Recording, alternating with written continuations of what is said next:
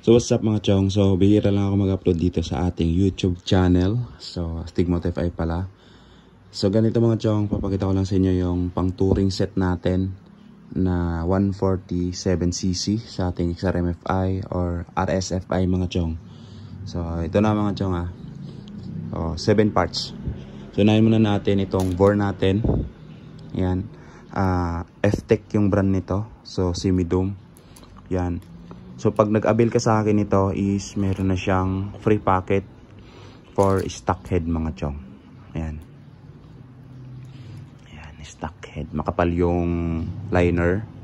Tapos yan na, complete set na yan. Siyempre.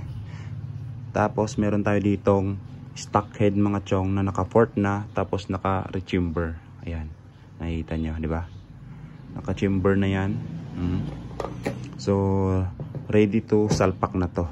Ayan, ready to salpak na to. Ilipat mo na lang yung parts mo kung wala kang, kung inabil mo is ito lang. Ayan. So ito kasi mga chong is set na to. Ayan. So meron tayo ditong 30mm na throttle body. So ayan. Set na yan. Meron na lahat yan. Meron na yung injector holder. May free na TPS. Tapos yung kanyang manifold. Ayan, rubber type. Siyempre ito na lahat, yung cable holder. May mga kasamang bolts. Tapos meron na tayo ditong cams. Ayan.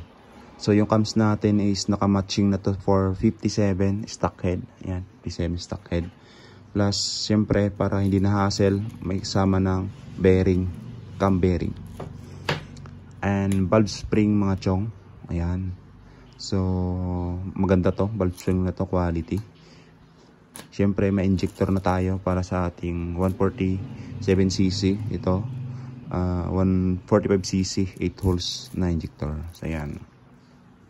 So sa mga gusto mag-avail, mag-PM lang kayo sa aking page, Facebook page. Yan, ito yung Facebook page ko. PM lang ninyo. Meron niyang 54k followers or 55 na ata. So road to 60k followers na tayo mga chong. So ayan.